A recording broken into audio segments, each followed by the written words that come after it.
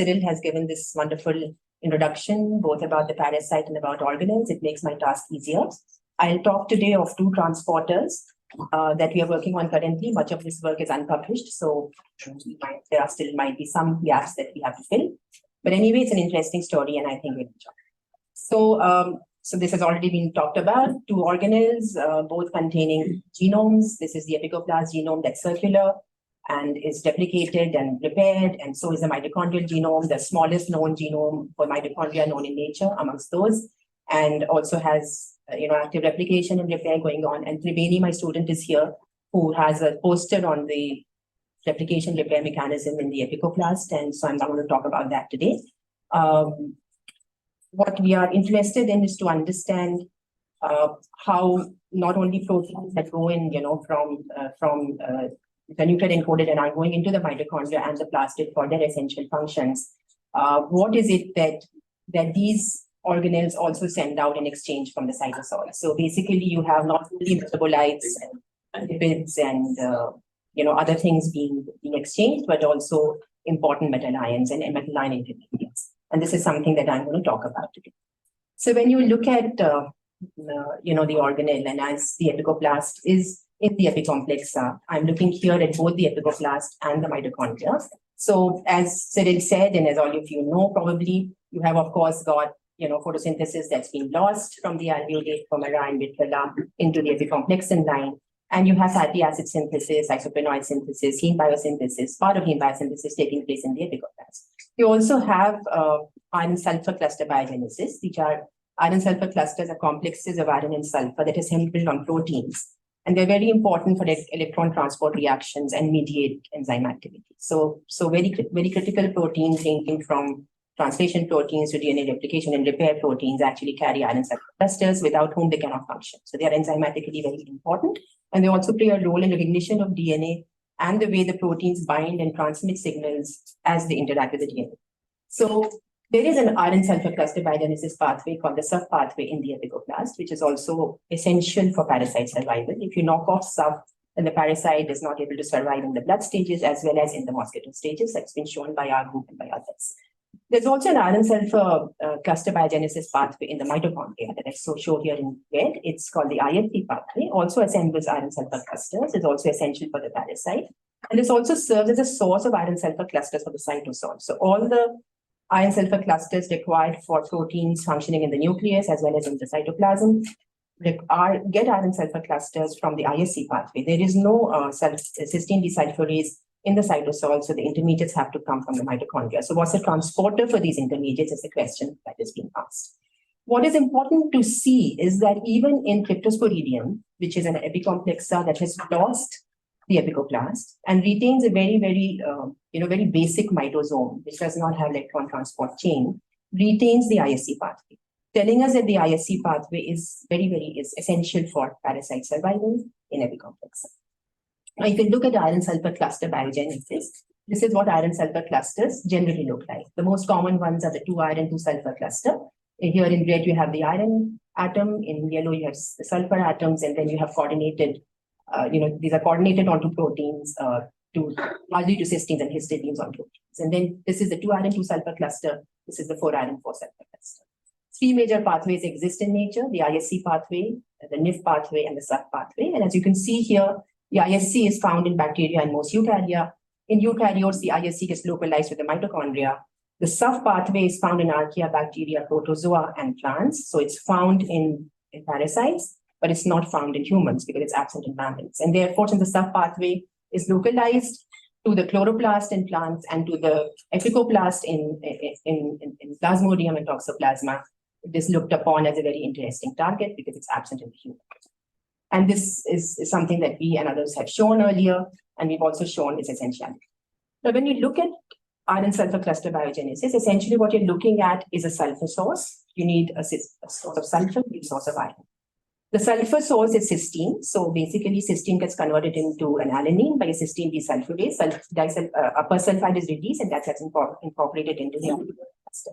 Then you also have an iron source, but the iron source is still unclear as far as the parasite, the Plasmodium parasite is concerned.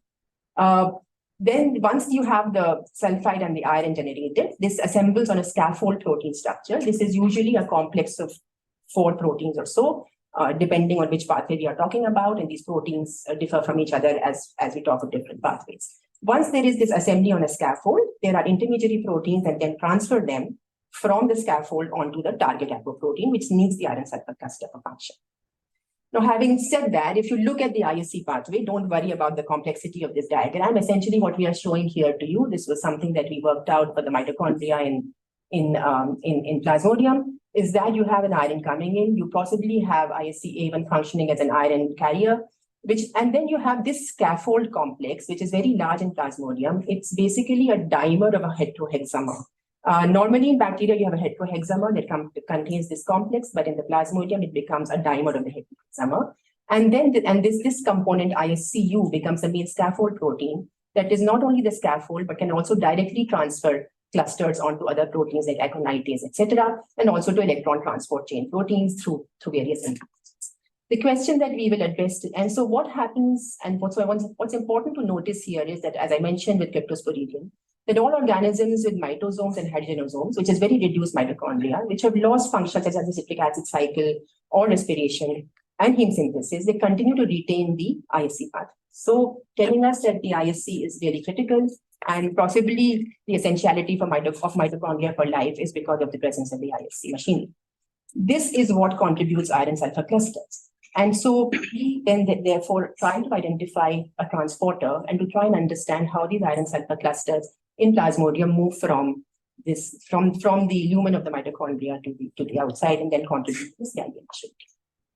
So we did a search, and this is just a phylogenetic tree to tell you that we found that there was ABCD6. This is currently the annotation for this protein in Plasmodb. It's also conserved in Toxoplasma gondii. Although unsurprisingly, OrthoMCL was unable to identify it through a series of blast searches and understanding the sequence, we've identified the Toxoplasma gondii homolog as well. And these clustered separately from the rest of the ATMs. And this is now, we thought that this was possibly a transporter for iron sulfur clusters. Coming close to alpha proteobacterial cluster, which is what you show here, which is one of the NA ATM. So this is called the ATM class. I continue to call it MDR6 because currently that's what it is annotated as in the Plasmodium. So we express this protein as a recombinant. As you know, expressing transporters is not easy as recombinants. So we tried to use a system wherein we put in 2 very hydrophilic tags at the ends, and we got a recombinant MDR6. And as you can see here from negative staining 10, they did assemble as dimers that I don't know if I'm getting the pointer. Yeah. So you see these dimers, so you're actually getting an MDR6 negative staining dimer. And when you purify the protein, you can see that it's really, the color of the protein is really red, right? So basically what you're seeing here is that the protein is stored iron. You can see that as you purify a recombinant, it probably has bound iron, which is why the color is so red. And when you do a scan, you can see that the iron is possibly a 4 iron 4 sulfur cluster, which you can see by this arrow over here. I don't know if can you see the pointer? No, right? I can see it here, but it's not visible on the screen. So anyway, so you can see this arrow with the 4 iron 4 sulfur cluster, and you can see that peak there, right? And this 420 nanometer peak is very typical of a 4 iron 4 sulfur cluster. Plasmodia differ from other bacteria and other organisms known in the sense that in the mitochondria as well as in the epicoplast, the major iron sulfur cluster seems to be the 4 iron 4 sulfur cluster, not the 2 iron 2 sulfur cluster. So all protein assembly and transport must therefore be for a 4 iron 4 sulfur cluster because that's the major cluster that the proteins require. And as you can see here, this MDR6 binds a 4 iron 4 sulfur cluster. So we were very sort of happy that it seems to be a good way to start.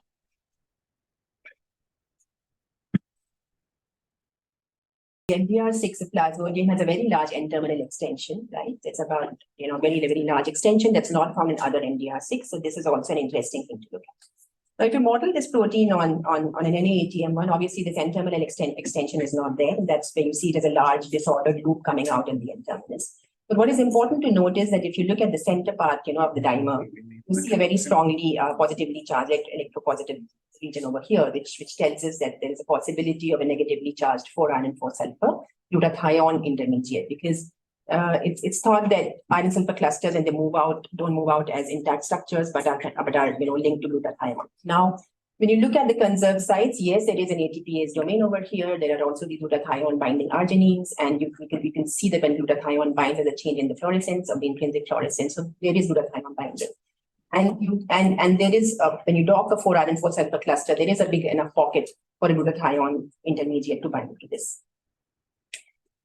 This recognizes a process and an unprocessed. So when you raise antibodies against MDR6, you can see an unprocessed form, and you can see a processed shorter version, telling us that maybe this is the version that goes to the mitochondria. And this is organella.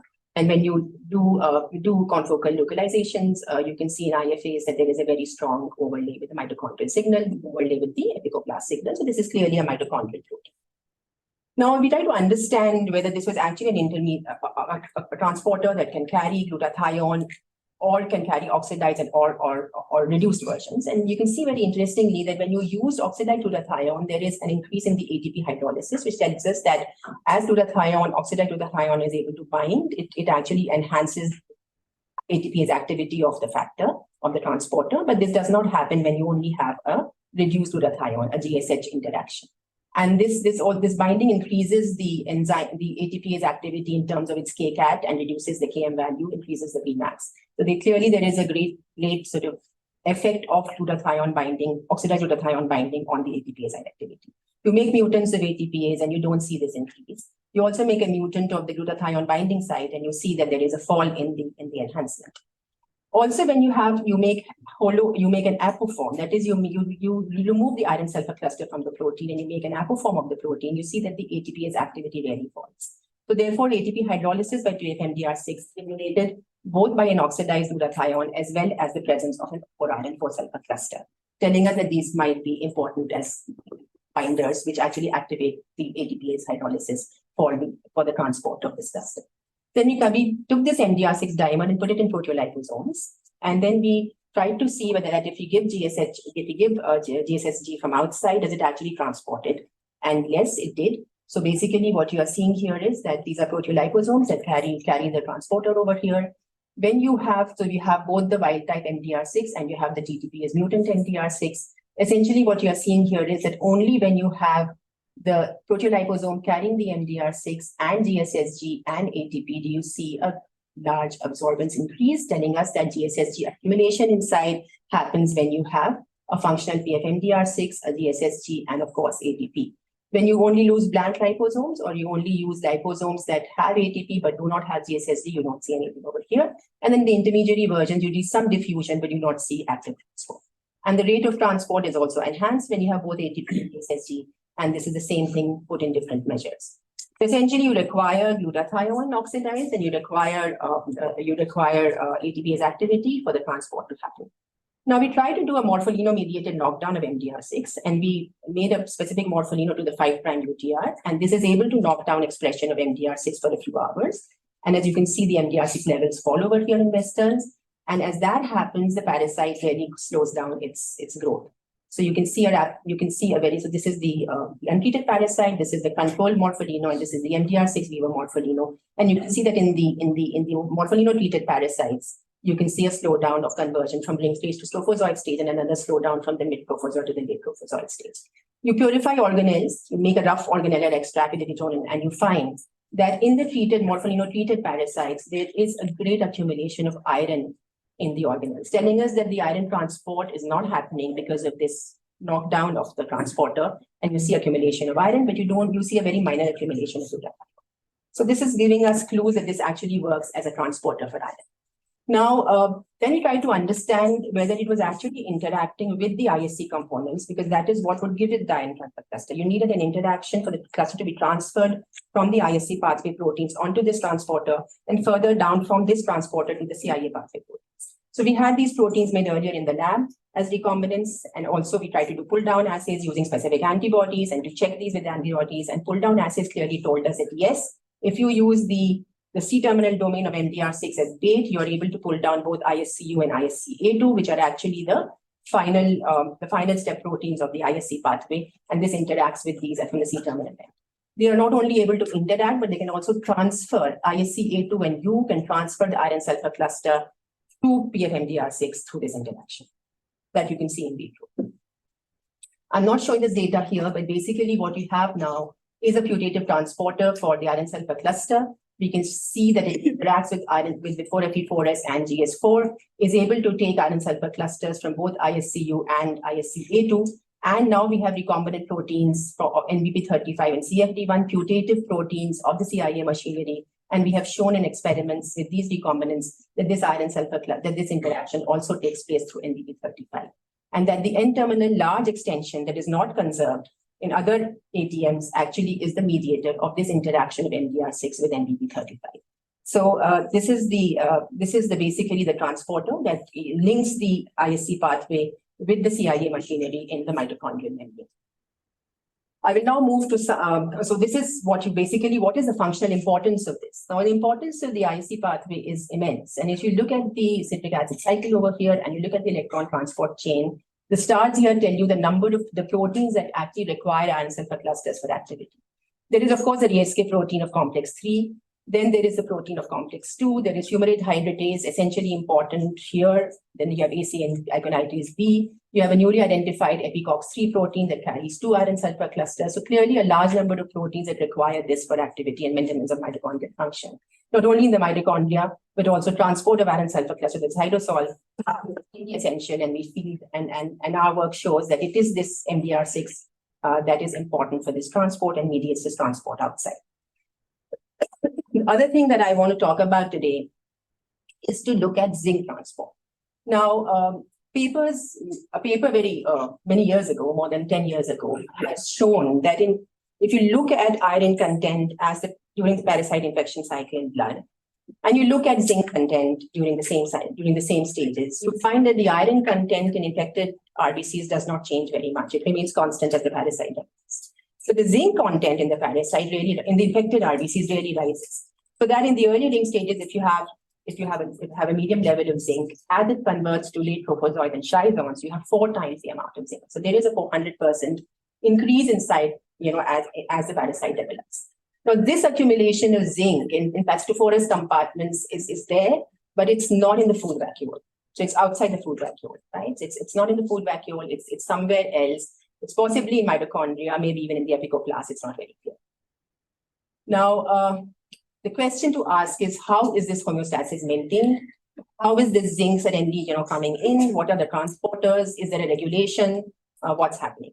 So if you look at the zinc transporters in Plasmodium, there are two basic families. There is an SL39 family and SSLC30 family. Of the SLC39 family, there are 2 transporters, PFZip1 and ZIP2. Now, the SLC39 family is a family of transporters in other organisms which actually import zinc from the cytosol inside, right? From outside the cytosol to the cytosol.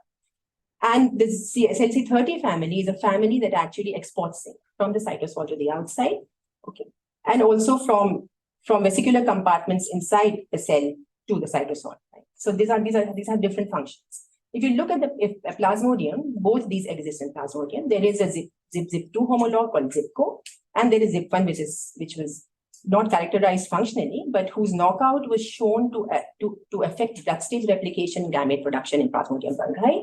In 2016, ZIPCO knockouts seemed to function only in the liver and was not essential in blood and mosquito stage development, right? So ZIPCO did not seem to be important for blood stage development, at least in these knockout parasites. But what was shown by the knockouts was that ZIP1 was important for blood stage replication, but there was no understanding of its functions or where it's located or what it does, and so on and so forth. So we expressed this again using the same way that we expressed MDR6. We got dimers of this protein, and notice here that if you compare this with all other organism ZIPs, at the C-terminal end of the protein, you have a histidine-rich region, and I'll come to the importance of this his-rich loop. This is a 25 amino acid extension that is not found in any other ZIPs in nature. Now, we again raise antibodies against this, and we could find that as the parasite developed, there are 2 forms of this protein. There is a lower form in the early stage. So there is a form in the early trophozoites, you see both these forms.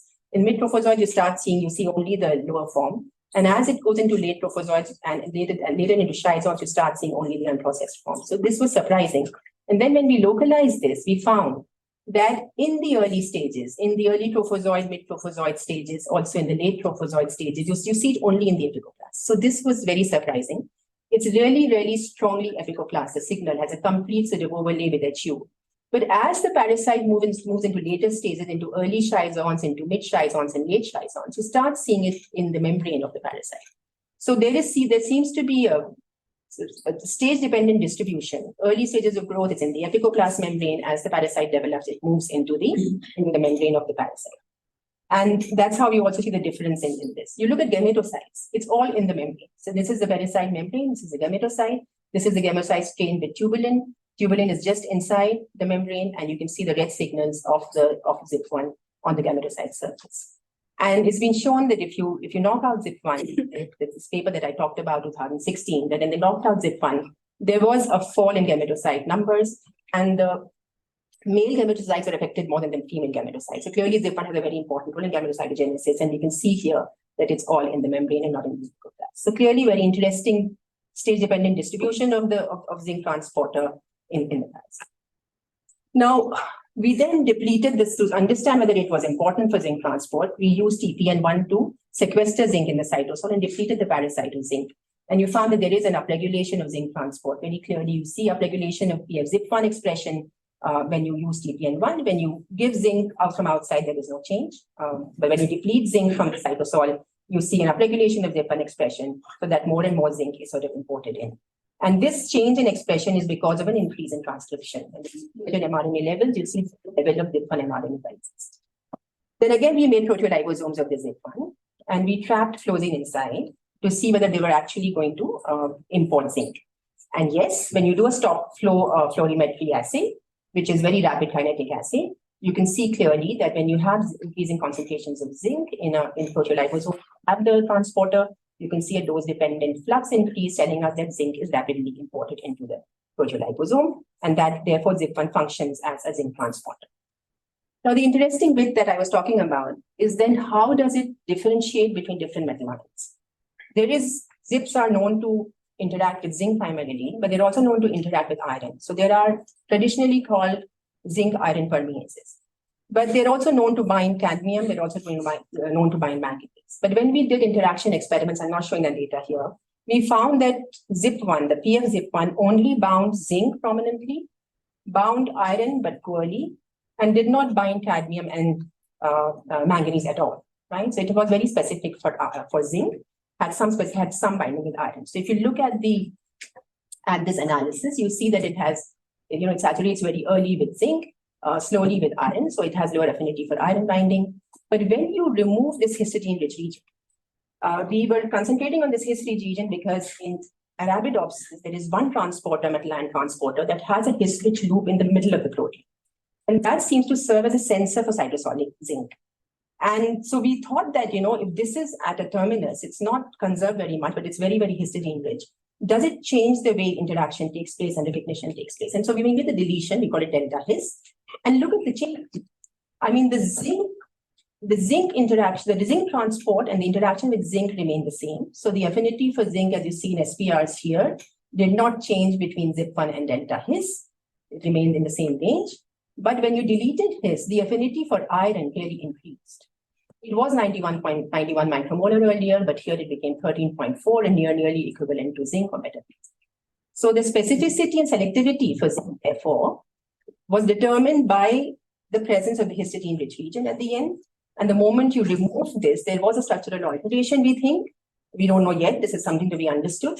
That changed the specificity and selectivity completely. And now this became selective for both iron and zinc. So this is an interesting thing because it's also very specific to a plasmodium transporter. It's not seen in any other transporters of ZIP1 transporters in any other plants. So, if you look at where this his-2 loop lies, if this is your dimer, then this is the monomer, this is your metal binding domain, 2 metal binding sites, and this his-2 loop comes here somewhere. If you have the dimer, the his-2 loop would be somewhere in the intermediary state of the dimer. You look at this transporter from top, from this side, from the outside side, and this is the cytosolic side. From the outside side, it looks like this, and from the inside, it looks something like that, highly negatively charged. So metal ion binding would take place, and metals would be able to go here.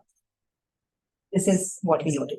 So I'll just wind up now. What I talked about today was 2 transporters. The first one in the mitochondria, which is essentially a 4 iron 4 sulfur cluster transporter. It might have another role. This is something that we need to look at. It might just transport GSSG as well. And this would serve as intermediaries as thiol sources for tRNA thiolation. This is something also that this can do. The other transporter I talked about was ZIP.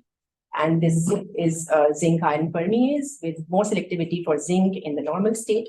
But when you remove the C-terminal domain, which is a his-rich loop, you find that its selectivity then is for both zinc and iron, but it still does not bind cadmium and manganese. So that's the understanding. And the very interesting thing about this transporter is that it's stage dependent. So in early stages, you probably don't need it on the surface of the plasma membrane. It is in the epicoplast and possibly is epicoplast. We still don't know the epicoplast is a reservoir of zinc. But if this is present on the epicoplast surface, perhaps internally the epicoplast is a reservoir of zinc. We really have to measure zinc levels in the epicoplast to know that. And perhaps this serves as a source of zinc to the cytosol. But when the parasite starts dividing and enlarging and requires more zinc accumulation, the transporter moves to the surface of the plasma membrane and then starts taking in zinc. That's our current understanding, but we need, of course, more understanding of the structure and the interactions of these ions to know more about how it functions. This work was done by my student Deepti primarily. She worked on both these transporters with help from Prasad, who worked on CIA pathway proteins, and from Sadik, who had characterized the IFC pathway. And these are my collaborators from CDRI and funding, of course. Thank you. Quick and short, 1 or 2 questions. Okay. Super work and presentation. Thank you. Do you have any idea of what keeps it in the epicoplast and brings into the? Is there any bipartite signal? I see you say no already. So we don't know what keeps it, but we can see that there are these 2 forms. Yep. I mean, in terms of size, there seems to be a shorter version. So when in the ring and early trophozoid stages, you see both this processed and unprocessed version. You see only the processed version in the trophozoites, where it's all in the epicoplast. And then as it moves towards 8 chizons, as I showed you, you see the unprocessed form, which I think is the membrane form. But we really, unless you really purify them and can show that, we don't know, right? So a quick question: when you purified it, was it the dual mitochondrial epicoplast purification? Yes. As I said, yes, it was basically total organelle. So we have not separated. Oh, that's a cool. Basically, what you're saying is total organelle ion. Yeah. We're not being able to separate that. Yeah, I know. Well, yeah. Very difficult. It's very difficult. Okay. And last quick thing. Oh, over the line. Bipartite signal or not? Over the line. Bipartite signal? No. Bipartite, no. No. Not clearly. No. There seems to be a transit-like domain, but you can't see as clear signal. Okay. Yeah, but that's how. Ashish, quick. But in plants, in Arabidopsis, it's a chloroplast.